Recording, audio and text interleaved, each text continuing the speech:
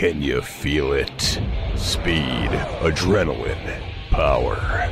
Rolling with the thunder. It's time for Thunder Talk. Brought to you by Jailhouse Saloon on Wild Country 99.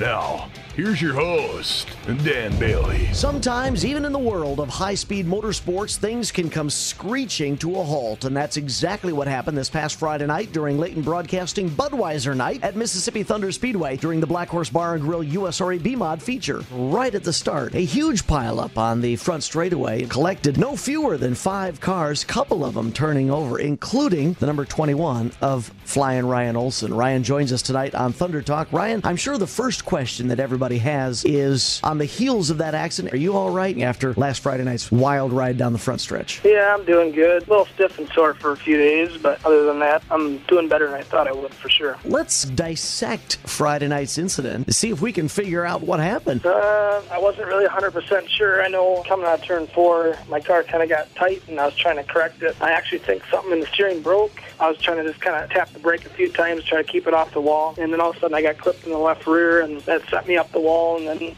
next thing I know, I'm spinning in circles and getting wailed by everybody that was coming by, so not really 100% sure, but I think something in my steering gave away. Now, you've been in incidents in the past. At what time in this ride did you know that this was going to be a lot worse than anything you'd experienced before? Well, as soon as I started climbing the wall and got spinning in circles, I knew it wasn't going to be good, because I knew there was a lot of cars behind me, and we're all kind of bunched up. Having that many cars behind me, I knew it probably wasn't going to be a good deal. This may sound like a silly question, but it's an honest question. During the incident, what exactly were you doing? You close your eyes, you keep your eyes open, you still trying to drive it? What were you doing during the tumble? Well, like I said, I tapped the brake a few times, and then, pretty much just hanging on for dear life. Yeah, I watched most of it. Can't really say what all had happened at the time. I knew I was spinning in circles and pretty soon spinning upside down, and I'd say I kept my eyes open for pretty much most of it, but yeah, it happens really fast. It's amazing how fast that stuff happens. Kind of nice to see some of the videos. You know, Nathan Butterfield had an in-car camera. This kind of shows how fast all that stuff really does happen. When you watch the videos on social media, are you able to relate to what they saw as opposed to what you felt and experienced? Yeah, you can a little bit. I mean, actually, it kind of helps because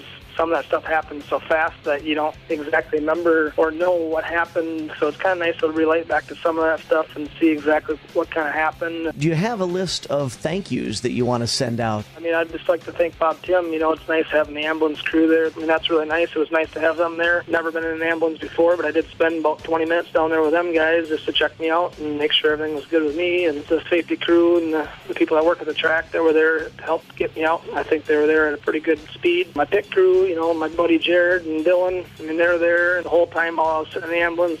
We'd have the wrecker crew, which got to thank those guys. I mean, they stayed there after the night was over so we could roll it in the trailer. I mean, just the fans and other race car drivers. I mean, I had more people that came over to my pit that night than I've ever had winning any race in my life. So, I mean, it was nice to have that support. Yeah, I mean, I guess I could thank everybody, you know. The most important thing is that you are okay. Everybody is happy that you were able to safely leave the track last Friday night after what was a pretty scary incident. Ryan, we appreciate you taking the time to talk with us this week on Thunder Talk. Yeah, thank you. We'll be back. Just don't know when. Happy to report that all drivers involved in that incident, Ryan Olson, Scott Kunda, Casey Knutson, Nate Butterfield, and Tucker Williams, all okay, safe and sound, after a very scary incident last Friday night at Mississippi Thunder Speedway. Hey, don't forget, you can also follow all of my social media efforts on Twitter. My account is at Dan Bailey MTS. I try to keep the race fans up to date with live results, especially event winners. Again, follow my Twitter account. That's at Dan Bailey MTS, at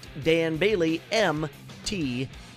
That was Thunder Talk with Dan Bailey, brought to you by Jailhouse Saloon. Listen to Live Trackside every Friday on AM 1380 KG Country, and don't forget to vote for the Driver of the Week on the Mississippi Thunder Speedway's Facebook page. Thunder Talk with Dan Bailey, brought to you by Jailhouse Saloon and Wild Country 99.